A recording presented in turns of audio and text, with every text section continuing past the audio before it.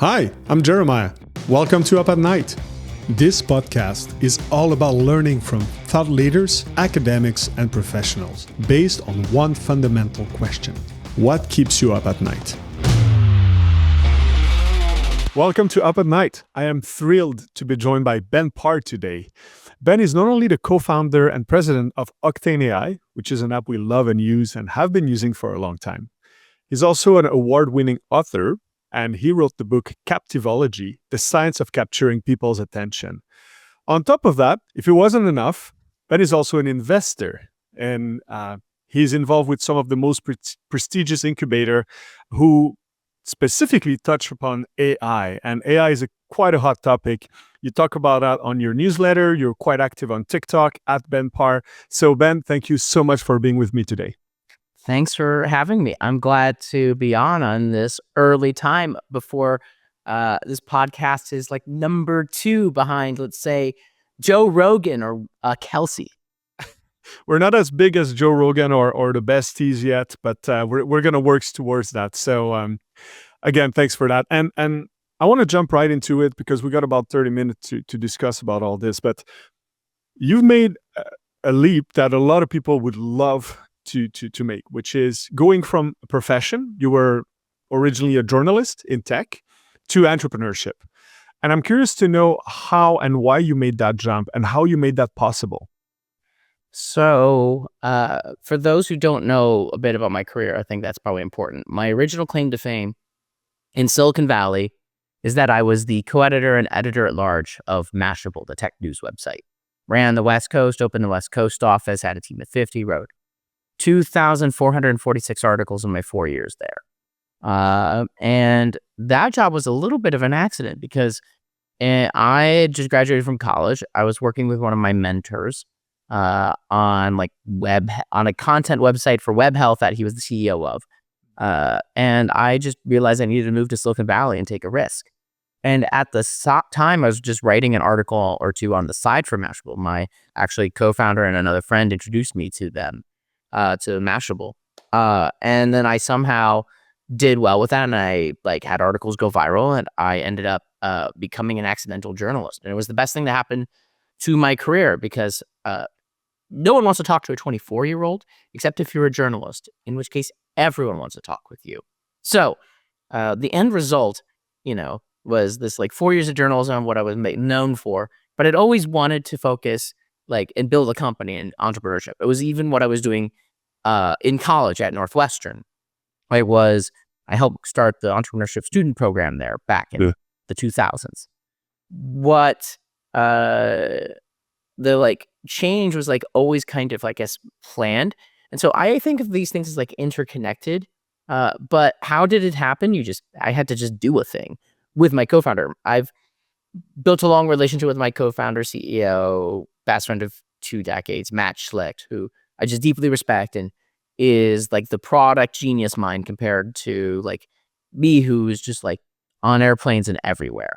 And what I have found is that the skill sets of being a journalist translate really well to both entrepreneurship and I think especially investing. And there's lots of examples of that we could talk about, but building deep relationships with lots of people, processing lots of information, the ability to market, the ability to stand out, being able to know the right people so you can go and fundraise.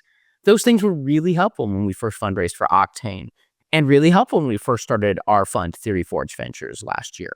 So that's kind of my thinking thought process on that change in that shift. It's just you take the skills that you learn at whichever job and you see how you could apply it to the thing you really want to do. And I always knew I wanted to go and at least once, build a venture-backed company and was able to go and do it. And now I'm okay, I don't know if I want to go through. It's so painful, as you and I both know, starting a company. For everyone out there who hasn't started one, it is so painful. It is worth it, but it is so painful and you have such high risk. And we were able to turn it into a profitable AI company. Which and is I'm so glad rare, which is so rare nowadays. And I want to touch before going into, the investment hat that you also wear nowadays. But let's talk about the Bay. Let's talk about Silicon Valley, because a lot of people listen to this podcast and they're scattered around the globe. The Bay attracts high-profile people from both an entrepreneur and investor standpoint. Do you still think nowadays it's a plus or a necessity if you want a venture-backed company to be in such areas? Singapore's another one. There's a couple of places in the world where it seems to be still relevant to geographically be there. You need to be there at least for part of the time. I'm very strong on this. You have to have the only way to learn how to speak Silicon Valley and build a Silicon Valley style company is to be in Silicon Valley. It doesn't mean you have to be there all the time and forever, but it does mean that you need this, if you're building a company and you're in a fundraise, spend a couple months there meeting people, I have companies where they've got into programs to just make sure they had more time in Silicon Valley. I think those things are really, really important. It's you need to be in those areas. And yes, New York and Singapore and others, but especially for, an early stage AI tech company, for example, you really do have to be at least part of the time in San Francisco and spending real time building those relationships. It is possible to build a great company in other places, especially in New York, but the numbers really drop off after that when you look at the data. There's some in Israel, there's a little bit in Singapore, but I always tell people, even if you're not going to move there full time, you're building a remote company, for example, spend some real time in the Valley, meet as many VCs and other people as possible. It is just necessary. Yeah, your network is going to benefit from it, whether you pursue that or not. It made all the difference in my career. Yeah. Now let's touch base upon Octane, because before LLM and AI was sexy, you were probably the only company I knew that was using the term AI within the name. Octane AI was there quite a long time ago. And I want to know from your perspective, how things are evolving, at which pace, and also what made you so interested by using AI in your product, even before people were even realizing how powerful it was. So I credit my co-founder, Matt, with this. The year before we started the company, he and his now wife took a trip to China, and they saw that everything, all the conversation between consumers and brands, the commerce, a lot of it was happening over messaging, right? WeChat, all that sort of thing, well advanced. And we had a firm belief that we would slowly or quickly move away from websites to chat and conversation as the way we communicated with brands or even software. And the way to be able to power and facilitate that is through AI. And so the first version of Octane AI was not e-commerce, was not quizzes. We powered the early chatbots on Facebook Messenger for major celebrities. Rick Ross, Jason Derulo, Kiss, Aerosmith, 30 Seconds of Mars, Lindsay Lohan. They all used our software. I've got stories about all of them. Great for press and horrible for making money. But we solved what was going to happen. It took a couple more years than I thought it would take. ChatGPT coming out was the time people realized you can just chat with these AIs and build, not just write a piece of content, but now you can code entire websites by chatting with AI. You can create entire songs by chatting with AI. I don't think it's that long until, instead of drag and dropping stuff on a website, you just chat with AI and it'll change everything. It's already starting to happen that way. It makes sense. This is the way we converse normally. Why wouldn't we have our software and the way we communicate with brands be the same? That's why you see SMS, growing as a channel for consumer and brand mediums. So we saw that. It just, took a long time, and we just made sure to not die to get to that point. And I think you did well. Adaptability is key there. You've made so many updates and changes to your stack just to stay relevant, and you are still today very relevant for us merchants. So one question, as an entrepreneur or as a business or even as a society, how can we best prepare for not just the change, because the change always happen, but the pace at which changes is happening thanks to AI nowadays? I want to, before I answer that, make sure for the audience of realizing I didn't even explain what Octane is for those who don't Oh, know. true. It, Yeah. it does it. So if you go to like a Polysleep, or you go to Jones Road Beauty or Bamboo Earth, our AI now provides the guided shopping experiences and quizzes for 4,000 e-commerce brands. You walk into Sephora, half that room is our customers. It's find my skincare routine, find my fit. We use AI to help like find the right products, to like write the copy on the results page. We have a whole bunch of stuff coming. And yeah, we did have to rewrite stuff over and over again to stay relevant. But luckily, we've been profitable for 2 years now, and the customer base has only grown as we have invested more and more in product and better AI. The answer your original question on how to keep on top of this stuff, even I can't do that.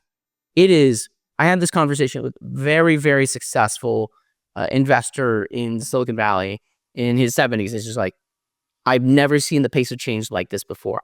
He can't even keep up. And that's his entire career. There's newsletters, there's Twitter, there's TikTok, there's other things. I even have trouble. I'm just scanning the things, and I'm listening to my network, and I'm trying out new tools as often as I can. But I would encourage people to not be so worried about, like, I have to go and see every single little thing. Like, subscribe to the big newsletters, see what they're talking about in their headlines, dive deeper when it's like interesting or useful to you. Listen to your network, stuff will start to come to you. I think we're going to start to see more AI that really does help you get updated and informed, like the personal kind of AI assistant that I do think is coming, but I haven't yet found something that is truly revolutionary. We're just going to see, like, the pace is going to continue to like flow. Don't try to stress yourself trying to keep up with everything. Subscribe to a couple of newsletters. Don't have to read everything. The most important stuff you're going to start to hear about if you're just plugged in. And I think it's very valuable advices. It can become such a waste of time to try to get to understand everything. Being an expert in general is or a general expert, I should say, is probably the best way to approach it. Yeah. I want to bring you back to your early days in the Bay. You're starting your company. And that's one thing I want young entrepreneur to understand from your perspective. What was the sacrifices or the amount of instability you had to accept in your day-to-day in order to be successful? So I remember having this conversation recently. Probably the number one thing that separates the two things that separate a lot of great entrepreneurs is risk tolerance and, frankly, luck sometimes. There's lots of things you can do to make sure that your business is there and growing, but to build a $10 billion business, there is a bit of right timing.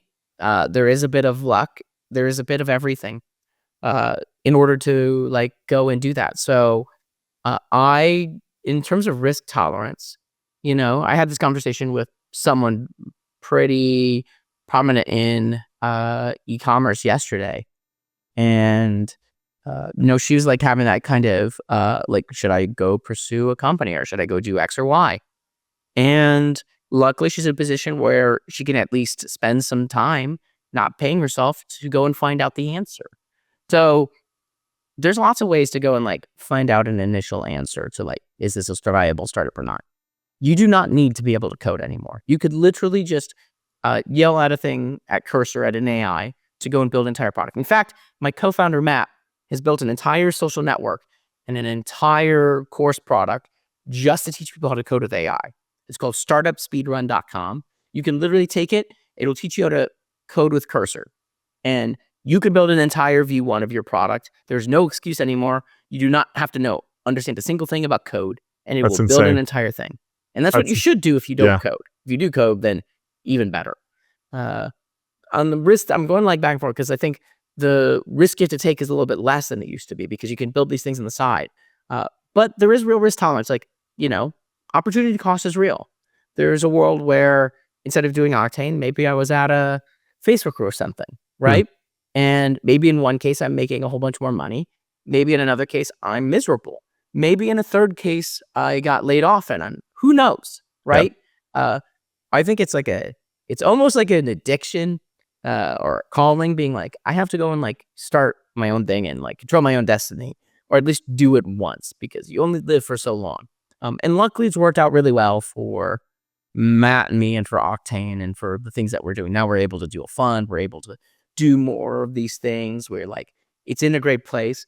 But there were multiple times, at least two, where we had 2 weeks of runway left. I thought we were dead. We like had to lay off team, or I was literally looking up like weeks during March 2020, like jobs for driving Amazon trucks, because the company was closing around and we had like less than a month of runway left. And I didn't know if the deal would go through. Luckily it did. Suddenly we had $5+ million in a bank account. Our team was like all set. We didn't have any stress. That is the roller coaster of entrepreneurship. So you have to be able to handle it. And it is a certain like either like certain stage of life, or you've done something before, or you find a way to do it on the side until you have enough thing. But risk tolerance is real, and it is a real aspect of great entrepreneurs. It's hard. It is hard, and I would like to know. You need to build a character. I call entrepreneurship almost an illness. You don't choose. You go through it, right? And what was your influence? You probably had mentor, and how important a mentor was for you to build that character that allowed you to pursue through this hardship. I had two people that taught me entrepreneurship and helped me on that path. One was Troy Heinekoff, who helped lead Techstars Chicago. And the other is Mark Ackler, who was the former president of Kinasoft, which made DirectX, early Apple. He co-founded a venture fund with Troy in Chicago called Math Venture Partners. And I actually worked for both of them for a brief period right after I graduated and built Facebook apps. The reason I got into entrepreneurship was because I was able to seek myself into Troy Heinekoff's entrepreneurship class at Northwestern when I was a sophomore, when only juniors and seniors were accepted. But I really wanted to do it. So I bought Accounting for Dummies, and I learned all of accounting in the span of a week because that was one of the requirements. And I was able to go and like get in. And so they taught me a lot about, you know, like the nitty gritty modeling, things like that. My mentor, Mark, just came out with a book, I think last year, on how to sell your company. It is the Bible I tell everyone who's thinking about selling their company. It's called Exit Right. It is an incredible book on the topic. There's not a lot of books on the topic. It's less like they taught me how to be the character and more like encourage me to find my own character, because I am my own character, you know, for better or for worse, you know. I am who I am, and I just try to be like, you know, I think of it as kind of like when you're like doing entrepreneurship, you just have to be honest with yourself, what's working and what's not, and you have to be honest with other people.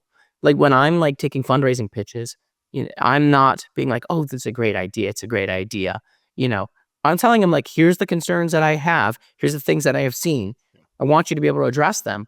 Or if I really think that like it might be really difficult for what they're doing, I'll let them know. And I'm wrong all the time, by the way. And I tell them that too, because we're all wrong all the time. But you should know that information before you risk so much doing a startup, because it's financial risk, it's time risk, it's career risk. Yeah. You know, again, you have to be a bit crazy to do it, because there are better ways to make money. And you know, now, how should an entrepreneur initiate a conversation with an LPs or a fund or a VC or because now you're on the other side, right? You've built the company, you've had VCs. I'm on both sides of the table. Yeah, you're on both sides. So how should entrepreneur prepare for that? And I really like the idea, and I think I encourage every entrepreneur to think of an exit strategy, whether it happens or not. But I think they should have that planned. But yeah, first steps, requirement. Well, I mean, first step is, should you even raise money? And the truth is, most companies should not raise money, especially venture capital. And there's a difference between angel money and venture capital money. Angel money, friends, family, people who don't expect a 1,000x return necessarily. Venture capital, though, you know, we're venture capitalists. We raise money from other VCs, from institutions, from other people to write, you know, 200 to 500K checks into pre-seed and seed stage AI companies. The number one way that you get an outlying return as a venture fund is to get a couple percentage points of a company. that gets to the $10 billion valuation mark. Yeah, a That home is run. really hard. Yeah. Even Yeah. Klaviyo, it was really hard. And that's like Yeah. really, really hard to do.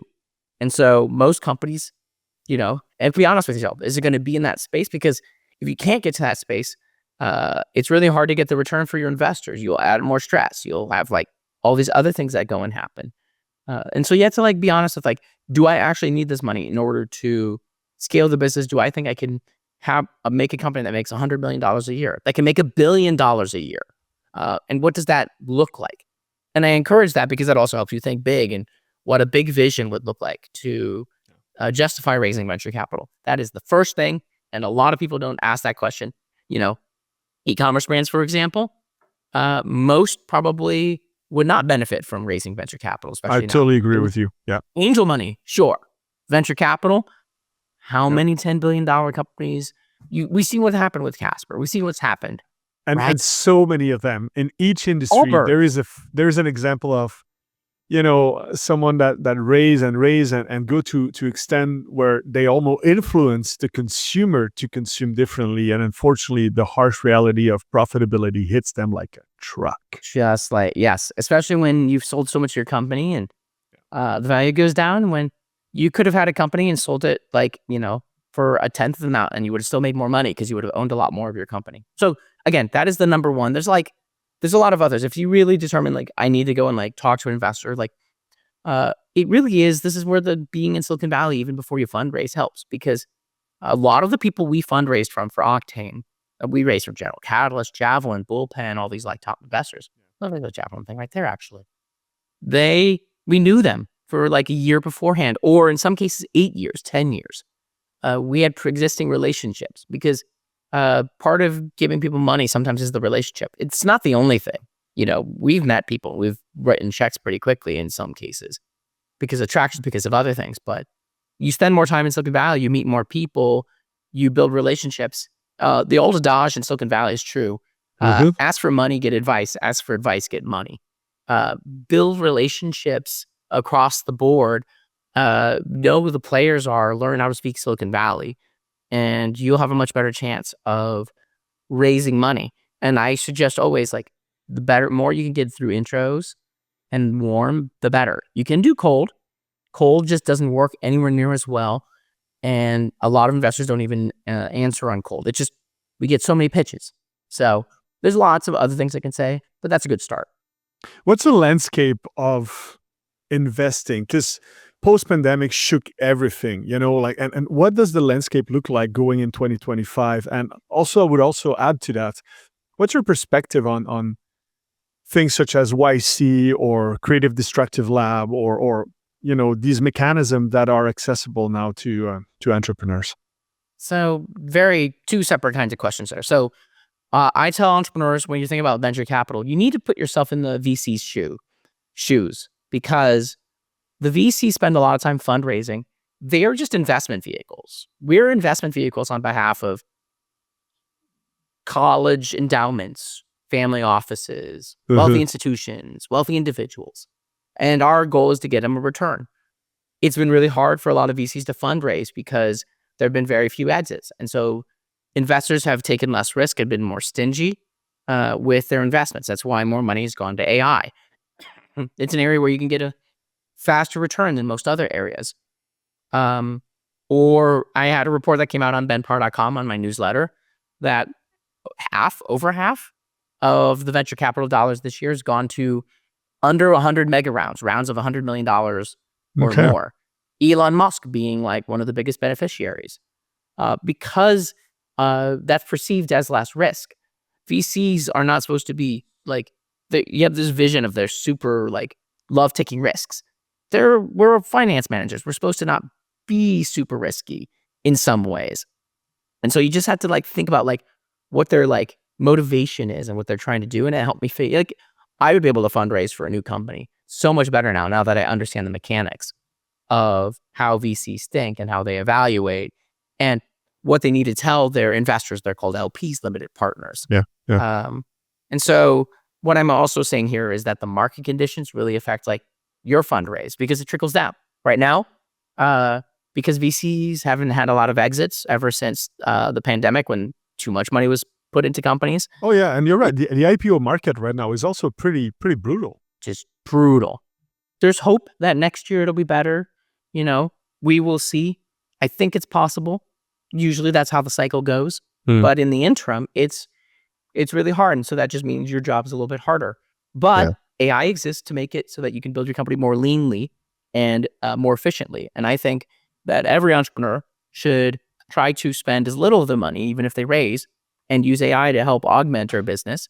E-commerce brands do a very good job of this, like building huge companies with small amounts of people. You do not need to raise as much money. Raising a giant pile of money is not the sign of success. Building a profitable, successful company is the sign of success. Yeah, and that shifted completely post-pandemic, and I love it, to be honest. It was revenue. Now it's you will profit, you will always be okay if you're profitable and you're growing. Yeah. You will, no matter what, you will always have a chance. Like Roblox took 8 years before it took off. Pinterest, like 5 years. Yeah. If you survive and you're profitable and you're growing and you're building stuff, you always have the chance to do this. If you're dead, you spent all the money, you don't. Yep.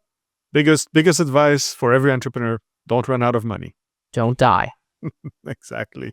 Now, Ben, after all these ups and downs, and I would like to know what keeps that drive, what keeps you motivated and to pursue this pretty exhausting career, because you have, like I said, so many hats. A lot of entrepreneurs are like, I do entrepreneurship, I do a bit of coaching. Don't ask me to handle more. How do you manage that? A couple things. One, I think after 8 years, we've really started to hone in on our customer and what they need, and being profitable really does change things. It makes it so that I don't have the stress about, are we going to die tomorrow? And I think that mental load is really a huge factor. It gives me new energy. I'm motivated by making sure that our team is in good shape, that our customers are in good shape, that my family is in good shape. I want to make the world, and I want to make the lives of my wife and my future child a great place. And so I'm motivated by those things, and I'm motivated by my own personal curiosity. Can I do a thing? Like, can my co-founder and I actually start and raise a venture fund while doing the company? Answer was yes. And there's a lot of things we try that don't work. We just don't talk about them because they fall by the wayside. But every once in a while it works, and it's great. And we really love backing the next generation of entrepreneurs, because there are just so many amazing ideas, so many incredible companies that we've backed and that we've met that are out there. And that's amazing, because I think entrepreneurship, with the way the markets are becoming more and more fragmented, polarized, need that help, because there's great ideas that really deserves to be out there in the public. Ben, thank you so much. Ben Parr, everybody. Thank you so much for joining me this week. I encourage everybody to follow this gentleman, subscribe to his newsletter, go on TikTok, LinkedIn, and if you have the chance to have a fantastic idea, they can probably also reach out to you to get some advice and possibly an investment, I guess. DM me, shoot me an email, ben@theoryforge.vc. If you're in raising money. My last advice for you all: hydrate, take care of your body and yourself, because that continues the energy. And don't die. And then I have more advice. Actually, I came out with an article in my newsletter on lessons I learned after 8.5 years of doing Octane AI. So I encourage everyone to read that too. Amazing. Thanks a lot for all these great advice, Ben. So hopefully I'll catch you up sometimes. I'm going to be in Palm Springs in February, so who knows? I might see you there. Awesome. Thank you so much for being part of the Up at Night family. If you've liked what you heard today, don't forget to rate, follow, subscribe, or leave me a comment below. New episodes of Up at Night drop every week. Make sure you're subscribed so you don't miss a single episode. I'm Jeremiah Curvers. Until next time.